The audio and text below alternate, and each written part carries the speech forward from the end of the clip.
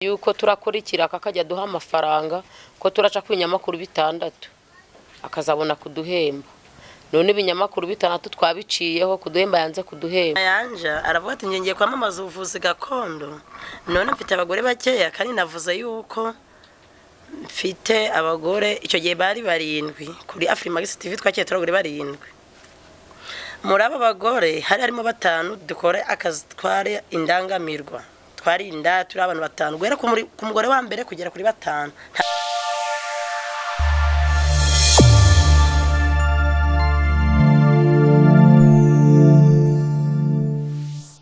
It's what's up, ladies and gentlemen. Turabakiriye ku Cyogajuru TV. Twizere ko mwaramutse amahoro kandi mwaramukanye ibyishimo mu nda yanyu no mu mutima kubera ko burya ngo nta byishimo mu nda nsa. Naho bitagenze neza mwihangane burya ngo ubutse bwicirwe uyu munsi bishobora kwanga ejo bikaba bizima. Arifite ibibazo by'uburwayi, afite ibibazo byo mafaranga n'ibindi bibazo bitandukanye. Ariko mwese kubera Imana birakemuka mukiyambaza Imana cyane.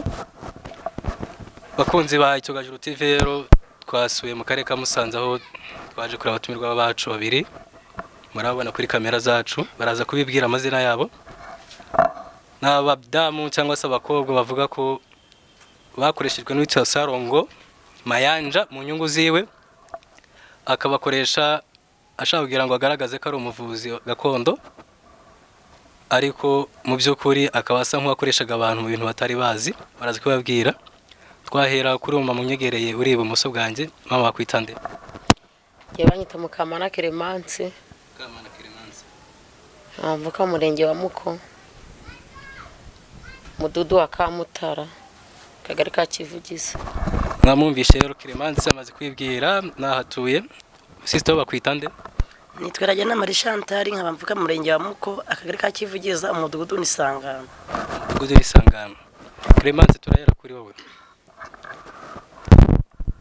Mu nkuru y'ubushize twabonye muri Rwanda TV aho twakurikiranye ikiganiro cyanyu mwagiranye n'amakuru Rwanda TV, mwavugaga ko mwawe n'umugabo bita Sarongo Mayanja akabakoresha ariko akagusaba ko weho uba umudamu we. Ese kuko wari umugore byo kubana nk'umugore n'umugabo bisanzwe cyangwa wari umugore wa kamera gusa? Ari ndi umugore wa kamera kuko ubusanzwe yaje kutubwira ngo ni tumukinire umukino nyine ngagiye kwamaza ukavura, ngo hari abo yabwiye ko afite abagore 12 ngo nitumushakira abandi twuzira abagore 5 buzi imibare 12 turabashaka. Atwemera yuko turakurikira akajya duha amafaranga ko turaca ku binyamakuru 6 akazabona kuduhemba. None ibinyamakuru 6 twabiciyeho kuduhemba yanze kuduhemba. Ubugende gusaba ubuvugizi ngo bankure ku kinyamakuru kuko natari umugore we, nitira umugore natari umugore kandi ufite wanje umugabo. Harya batubwiye ko yitwa? Nababwiye ko nitweraje na Marie Chantal. Chantal Sarongo mwahuye mute? Ngewe urabona hari muri Covid 2020. Sarongo Mayanja aravuga ati ngiye kwamamaza ubuvuzi gakondo.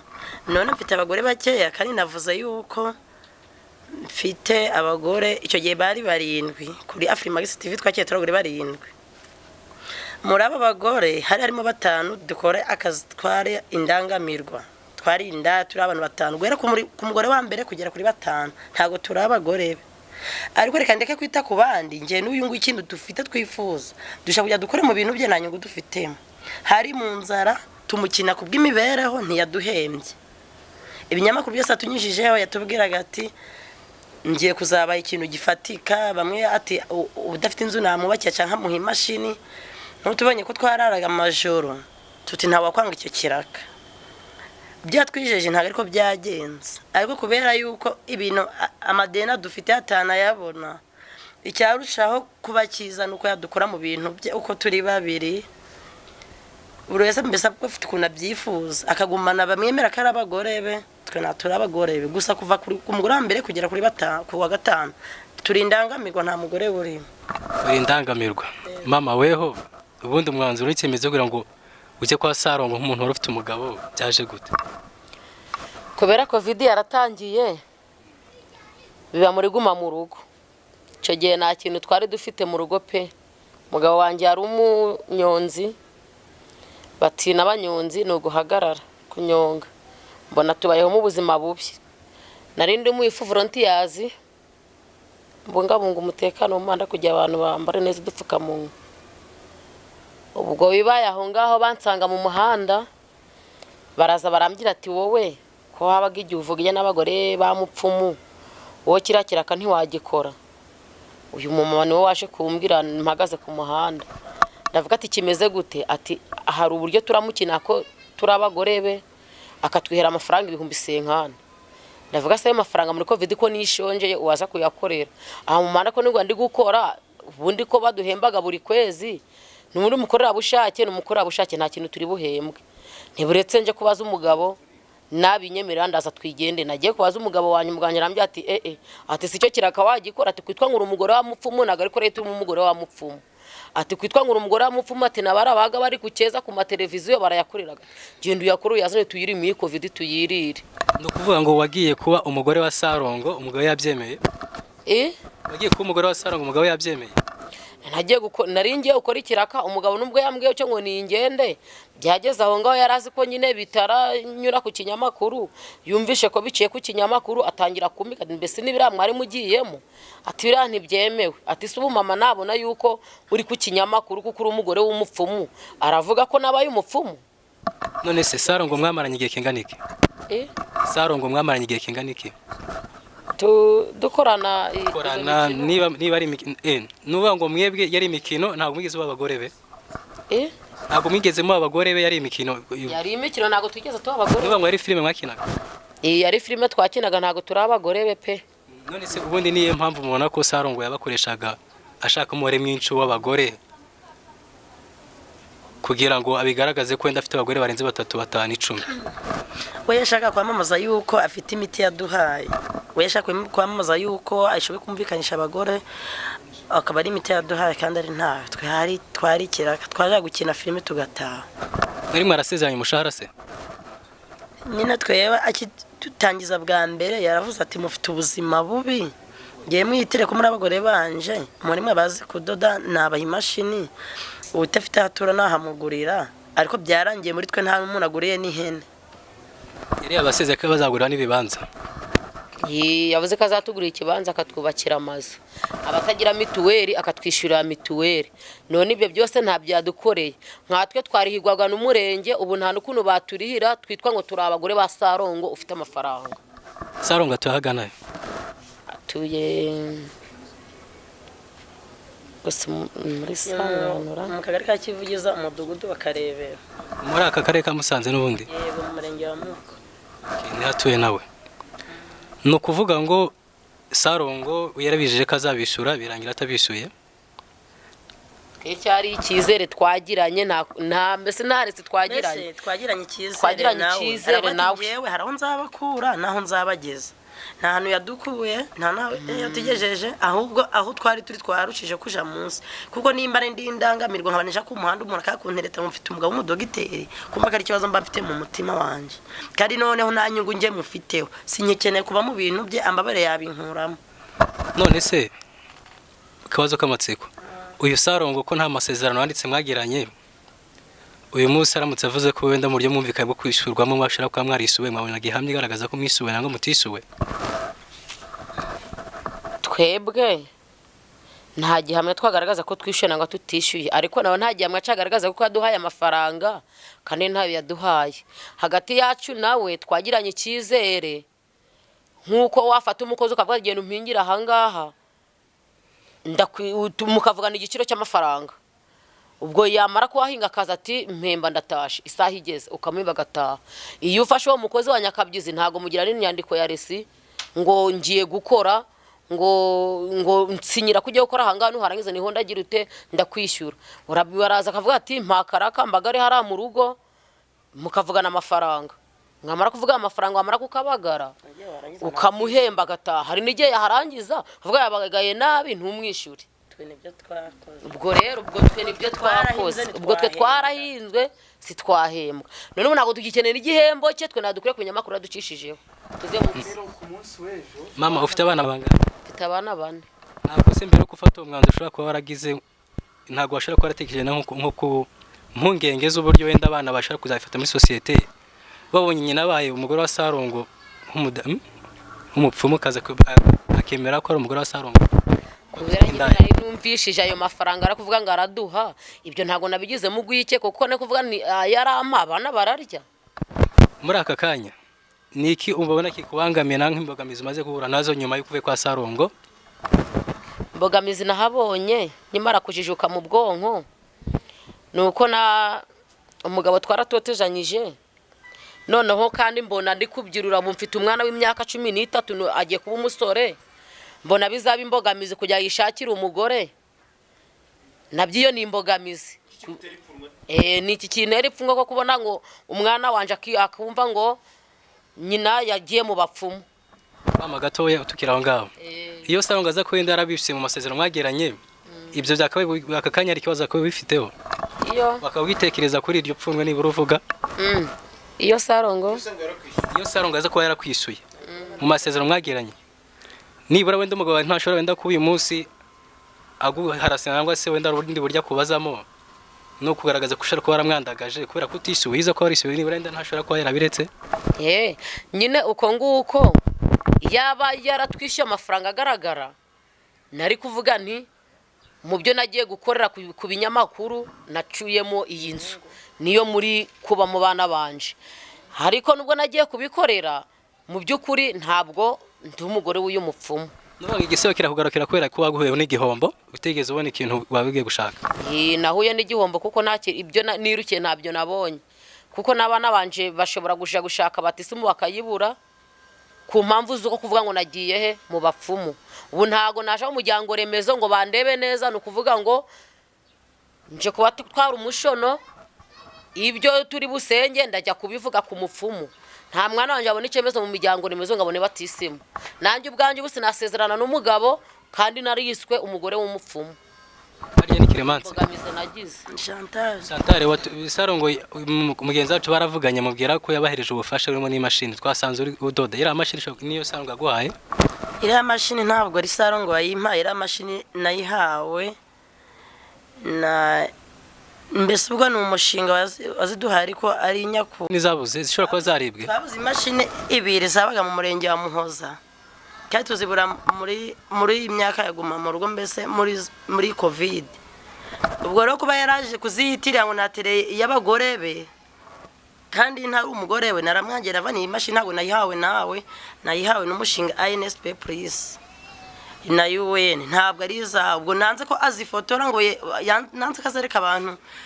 kuko aratereye y'abagore be bibi ntandaro bitubana ikibazo dufite ipfunwe rero yo kuba nta muntu wagira icyo kwitaho ngo uri umugore w'umudogiteri kandi ufite ubuzima ahubwo twakomeza kwitwa indangamirwa tukaba uko twabagaho ariko utitirwa kuri umugore wa nyakubahwa ntitirwa ko ndi umugore w'umudogiteri kuko n'imibereho mfite ntago arizo umugore w'umudogiteri ese kuko Sarongo ni muganga twagiye ku kiraka cyo kugira ngo twitwe abagore be dufite ibyo dukurikiye kazaduhemba ntiyaduhemba uko avura sinkuzi umuntu umwe ashobora kuba yaravuye wenda mushobora gutanga ubuhamya wenda ko ashobora kuba yarakize ntawe nzi mushobora kuba mwaramufashe mu binyoma bimwe bye nibura niba atavura abantu ngo bakire twebwe kubera yuko icyo gihe mbere ari umuyobozi yadufasha aratubaza ati kuki mwakinye biriya tutiri kubera ko ari mu nzara ya covid ni ikiraka ati si mwabikoze muri bangahe twari batanu n'abagore be babiri ubwa mbere twakiye turi barindwi abagore be nyaba ari babiri turi batanu b'indangamirwa kubera ko rero cyari ikiraka n'iranzara muri covid ntago abananje bagombaga gupfa ndiko n'umuntu wenda aramana ibyo bitanu nanga bibiri twahemukiye inda zacu bitewe n'imibereho mibi twari turimo none nabwo yari kumbwira ngo urindangamirwa uraraga ijoro nurambuka unkini hari cyo nzaguha ngo nange ako sayi zingizi nta kintu nkimukeneyeho amfasha akankura mu bintu bye wenda nagejo nagira ute nasezera cyangwa ashaka umugabo kuko mfite abantu muri Canada banze kumfasha kubera ko ndi umugore w'umudogiteri bagaritse kumfasha babonye wishoboye babonye ko nasanze umudogiteri bumva yuko ubwo nagize izindi mibereho bagarika imfashanyo bampaga yanyu babaje none se ufite abana babiri wabyaye yego wabyaye na Sarongo oya nta mwana we mfite kandi nakubye ko ari ikiraka ntabwo rigeze njya sawa none se bombi na makuru mvishe yuko harimo umwana umwe ushobora kuba utabyaye hari umwana naturaguye mu gashamba sinzi uwamutaye afite ikigero cy'umwaka. None se watubwiye ko uri indangamirwa ariko abanyarwanda bishaka kuba badasobanukira indangamirwa icyo ari cyo. Ni koperative? Indangamirwa ni abakobwa bakora umwuga w'uburaya. Nuvuga ngo ntibavuga inda, bavuga indangamirwa. Ni indangamirwa niko basigaye bavuga ko babonye inda yari zina nyandagaza. None abantu bashobora gute kandi nta kazi gafatika ufite gukora akazi k'uburaya?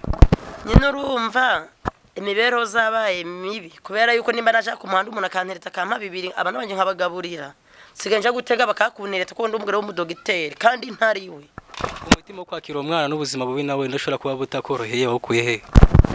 Uwo mutima urumva mbese ubwo ni umutima undimo. Iyo mbonye icyo kumugaburira arajya nkuko nabanje barya naba mburaye akaryama. Mpamvu gwaje ikibazo nuko abantu benshi bafata inda nk'abantu batagira umutima. Oya.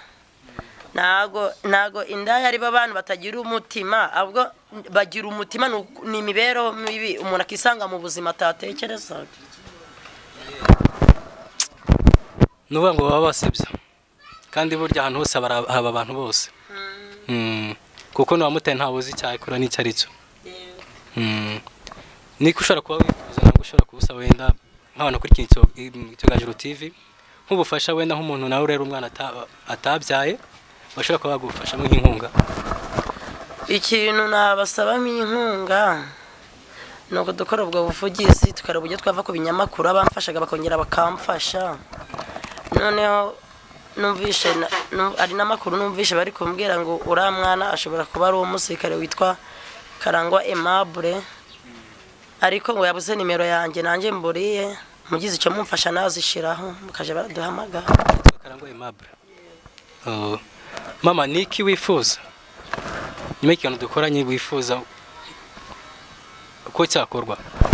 Jewe kiri nifuza nuko mwansabura uburenganzira Sarongoma yanje akankura ku kinyamakuru cyangwa si yakumvaga adashaka kunkura ku binyamakuru ngiye akanyishura cyangwa se atanyishura mukankorera ubuvugizi ibinyamakuru byose naciyeho niba hari aho umuntu yagira uburenganzira akabikurikirana bikaduhanagura ubwo nibwo mvugizi nasaba kujya bankure ku binyamakuru. Ariko aramutse kwisuye guhano bakwinyumakuru ntabwo cyabakira ikibazo kuri wowe.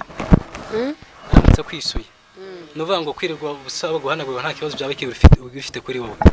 Anyishyuye namurika nkaguma kuko nubundi abari kwishyura arancuruza. Chantal umwana wayitwa nde? Umwana urera nimara kumubona nta mazina ye nari nzi nahise mwita amazina yanjye namwise Nisingizwe Christian. None harya mu papa yatubwiye ko bakubwira ko yitwa? Hari amakuru yanjye zo ku mwana ise yitwa Karangwa Aimable ari umusirikare mugabo w'u Rwanda. Yego. Watanga nimero yawe none wenda Karangwa azabona iki kiganiro akabashobora guhamagara. Nimero yanjye ni 078 95 89 130. Dusoza niki ushobora gusaba wenda kugira ngo wenda mwava mu nubundi uramuracyari muri akazi k'umugabo buraya turakiga mushobora kuba mukeneye nibura wenda kugira ngo nk'ubuyobozi wenda bw'umurenge n'ahandi ushobora kuba bwavuga ngo kubatera inkunga mugasanga ikintu ushobora kuba mwakora mubona mwakora nk'iki? Ikintu twashobora gukora ni ubuhinzi buciriritse. Tubonye nk'ahantu umuntu akadufasha twabona ahantu dukodesha umurima twahinga ibirayi twahinga ibigori twahinga inyanya n'ubundi bucuruzwa tubwongera. Dusoza mama ni nk'iyo nama ushobora guhereza wenda nk'abana bari munsi yawe ku bijyanye no kuyabafata nibura indi myanzuro nk'iyo mwafashe wenda bitewe n'inzara aho ukayifata wenda utatekereje ababwira iki? Ni ukubarinda kwishora mu byo batazi kuko bigira ingaruka no kwihangana. No kwihangana. Mama wakoze? Yego namwe murakoze. Chantal wakoze? Yego namwe murakoze. Bakunzi ba Icyogajuru TV rero mikiganiro twagiranaga n'aba babyeyi bombi tugisoreje ahangaha tukaba rero dusaba buri wese ushobora kuba wenda muri kiganiro hari ubundi bushobozi ushobora kugifite bashobora gutanga dukene commentaire zanyu subscribe nashaka kugira ngo inkunga yacu ndetse n'inkunga yanyu ishobore gusaka ndetse kugira ngo komeze ifashe abantu nk'aba ngaba bacaho.